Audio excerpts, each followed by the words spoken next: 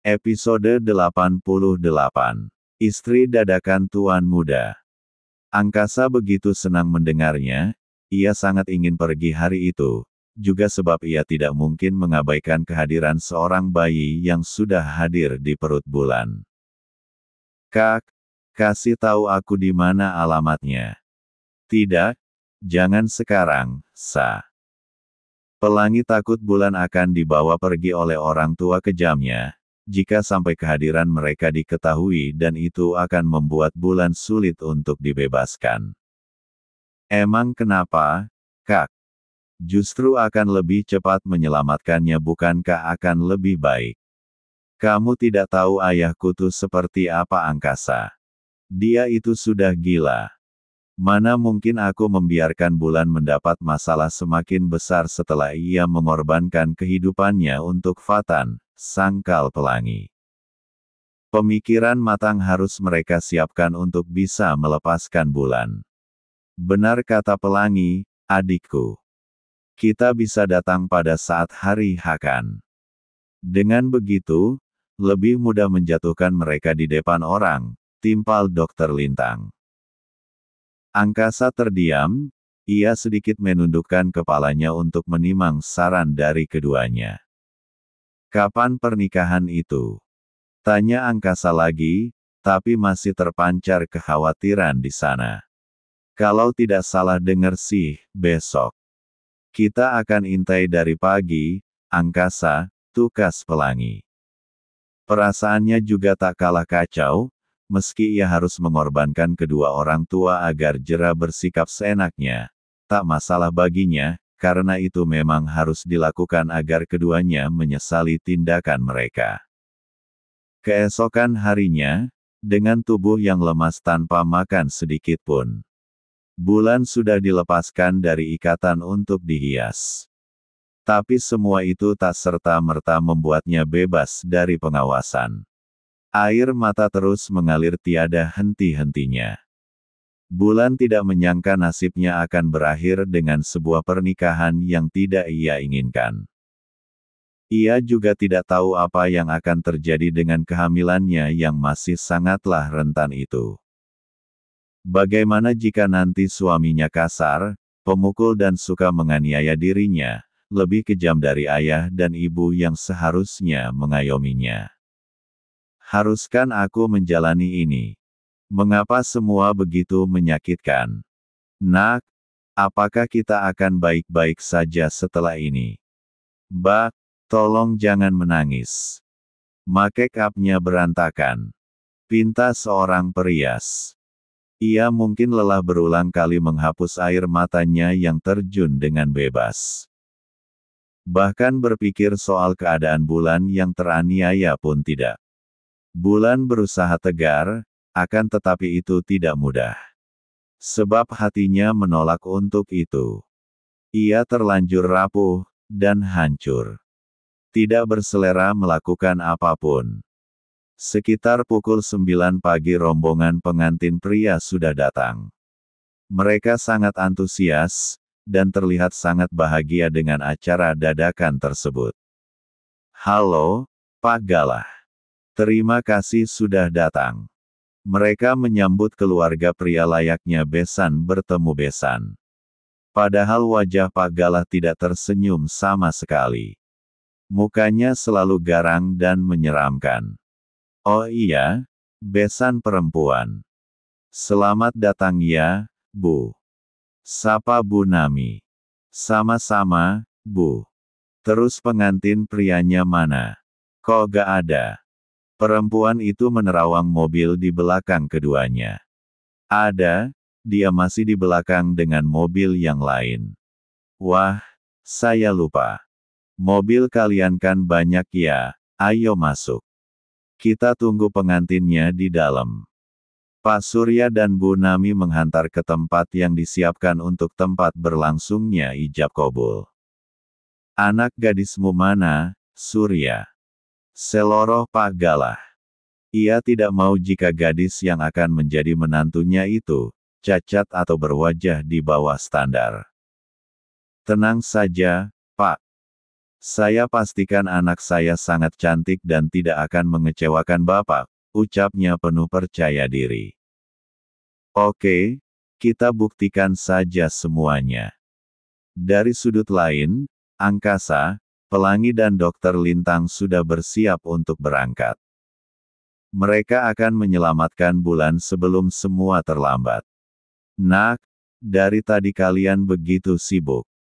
Emangnya mau kemana? Tanya Bu Arumi. Ketiganya saling berpandangan. Mereka berhak memberitahukan rencana mereka pada keluarganya sendiri. Kami akan menyelamatkan bulan, Bu, jawab Lintang. Pak Dewok dan Bu Arumi membelalakan bola matanya. Apa yang terjadi dengan bulan, Nak? Tanya Pak Dewok, ingin tahu. Orang tuaku hendak menjodohkan bulan dengan anak seorang yang dikenal suka main gila, Om. Hari ini pesta itu akan terjadi. Seharusnya sayalah yang akan menikah dengan beliau karena kedua orang tua kami sangat ingin saya menjadi menantu orang kaya.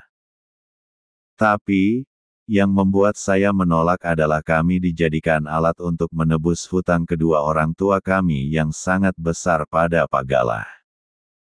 Sehingga, ia meminta saya sebagai jaminan, ucap Pelangi panjang lebar.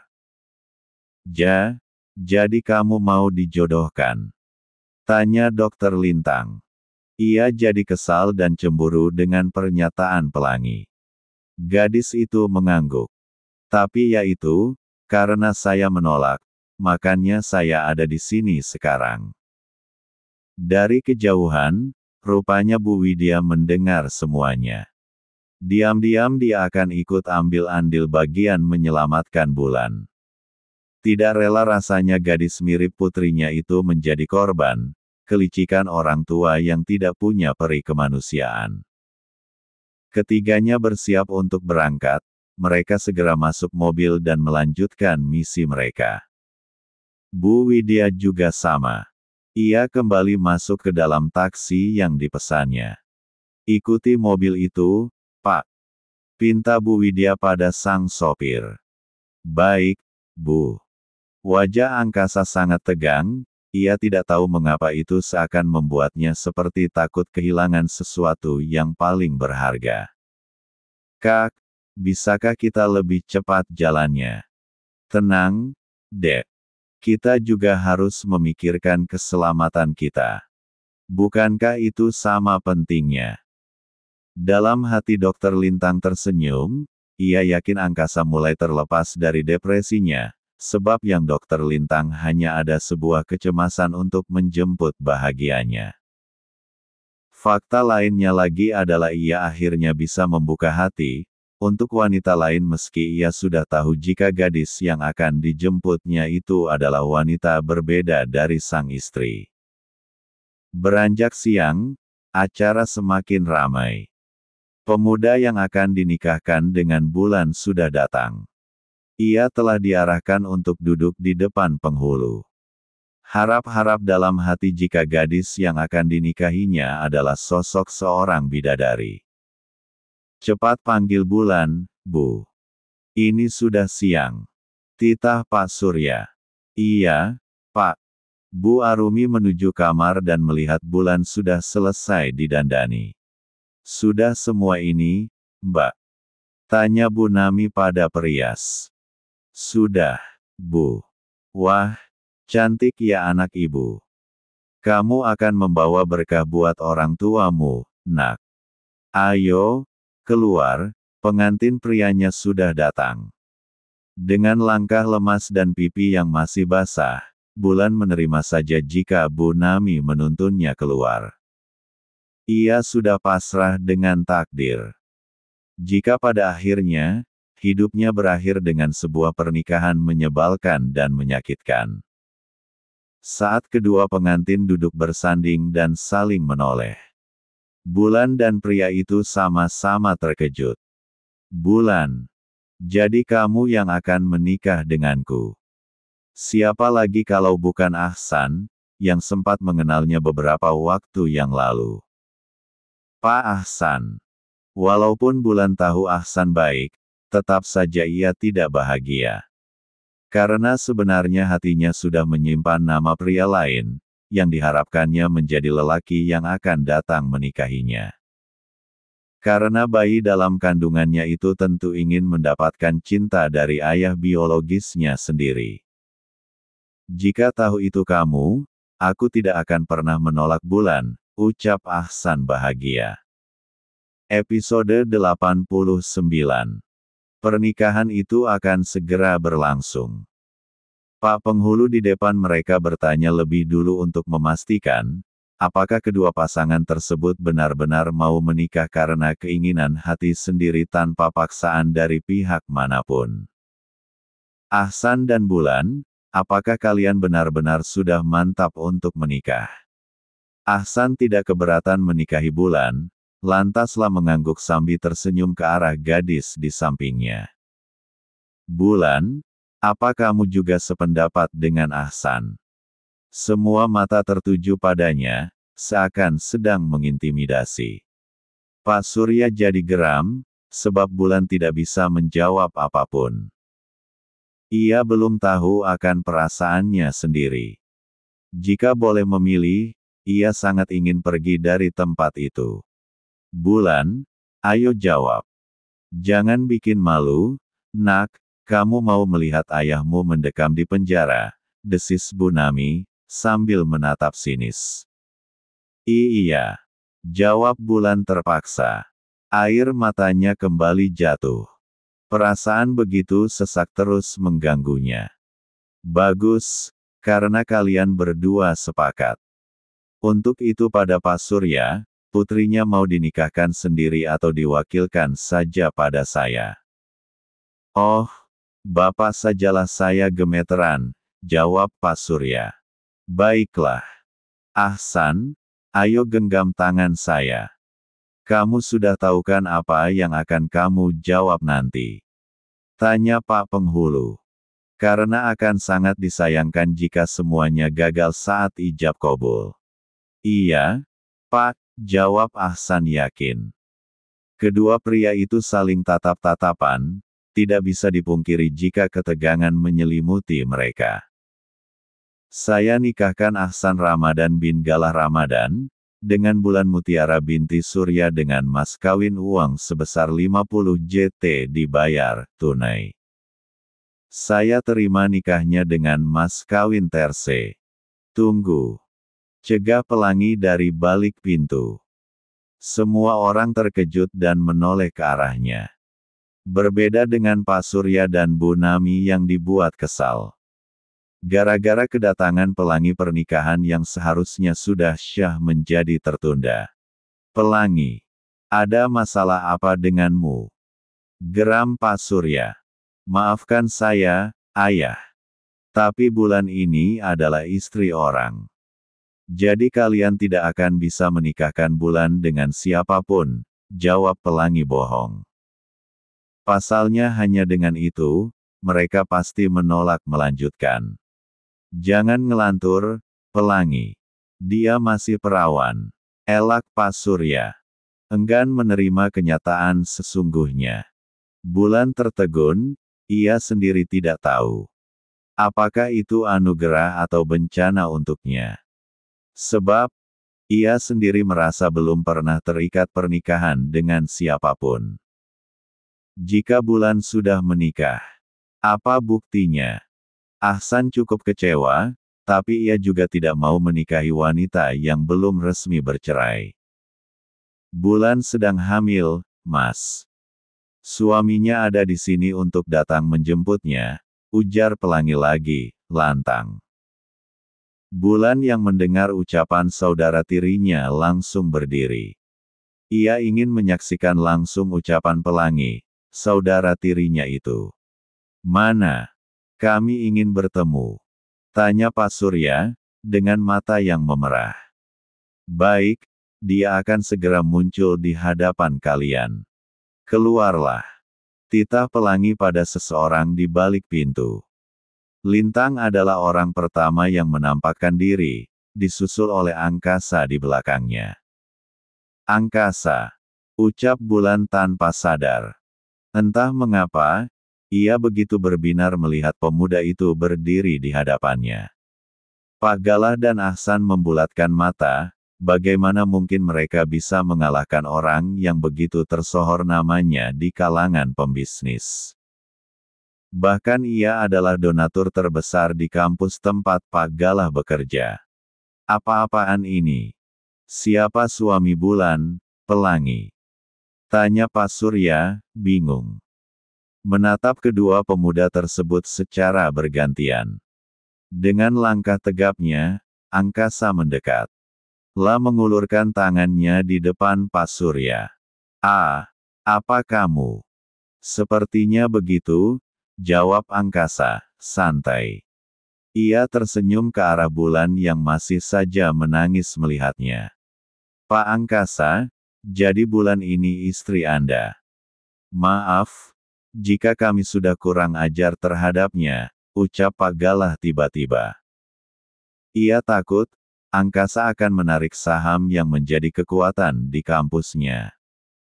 Santai saja, Pak Galah. Saya tahu Anda tidak mengetahui hal ini. Jadi saya akan memaafkan Anda. Kalau begitu, saya rasa kalian tidak punya urusan lagi di sini, jadi tanpa mengurangi rasa hormat saya, mohon tinggalkan tempat ini sekarang juga. Angkasa menoleh ke arah daun pintu dan mempersilakan mereka segera pergi. Melihat hal itu, Pak Galah cepat-cepat menarik tangan Ahsan yang masih syok, untuk keluar. Sebab, masalah akan datang jika itu tidak terjadi. Semua rombongan Pak Galah pergi, dan itu membuat keadaan menjadi caruk-maruk tidak beraturan. Anda ini siapa? Berani sekali merusak momen bahagia Bulan. Selidik Pak Surya. Angkasa hanya tersenyum, lalu mengeluarkan sebuah kartu identitas dari dompetnya. Bu Nami membelalakan mata saat ia melihat banyak uang merah ada di dalamnya. Ini adalah nama saya, Anda tentu akan mudah menemukan alamat kantor saya. Tapi maaf ya, Pak. Saya sangat jarang pergi ke sana, ucap Angkasa, sedikit menyindir. Oh, jadi kamu ini pemilik kantor Angkasa Sadewa. Tentu saja, nama itu sudah pernah Pak Surya dengar sebelumnya. Angkasa mengangguk.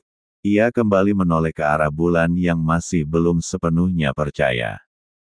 Ia bahkan terlihat kaku dan tak bergerak sama sekali. Apa kamu tidak mau memelukku? Tanya Angkasa.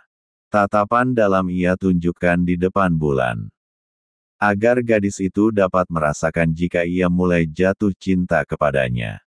Bagaimana mungkin? Ah, aku bukan istrimu.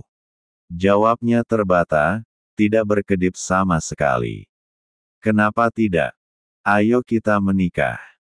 Tukas Angkasa, dan itu mampu menimbulkan detakan hebat di dada Bulan. Tunggu dulu. Ucap Bu Widya menyahuti. Widya. Terka Surya.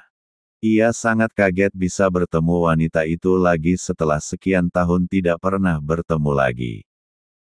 Tolong jelaskan dulu padaku, siapa Bulan ini, Mas? Mengapa dia sangat mirip dengan putriku Sekar? Todong Bu Widya. Sudah cukup rasanya, lah terus-menerus tersakiti oleh tindakan mantan suaminya itu. Itu. Dia. Pak Surya tidak tahu apakah dia siap untuk menjelaskannya. Jangan seperti orang bodoh, Mas. Jelaskan saja apa susahnya. Aku capek terus kamu bohongi dan bersekutu dengan wanitamu ini untuk menghancurkanku. Dengan kasar perempuan parubaya itu mendorong dada Surya hingga tubuhnya bergerak mundur. Orang-orang di sana yang tidak tahu apapun permasalahan itu kebingungan dibuatnya. Mereka hanya diam dan menonton perbincangan antar keluarga di hadapan mereka. Iya, dia anak kita, pungkas Pak Surya akhirnya. Apa? Mereka semua terkejut. Bagaimana mungkin aku gak tahu, Mas? Kalau ternyata aku sudah melahirkan 2 orang putri sekaligus. Bu Widya menghampiri Bulan dan langsung memeluknya erat-erat. Itu karena kamu pingsan, setelah kamu melahirkan Sekar. Maka dari itu dokter melakukan cecar darurat untukmu, dan itu menjadi kesempatanku untuk menjauhkan Bulan, bertujuan agar kelak, aku bisa memperalat Bulan untuk dijual dan menghasilkan uang guna bersenang-senang dengan Nami, jelas Surya, secara terang-terangan. Sudah kepalang basah, jadi dia tidak mau menyembunyikan apapun lagi.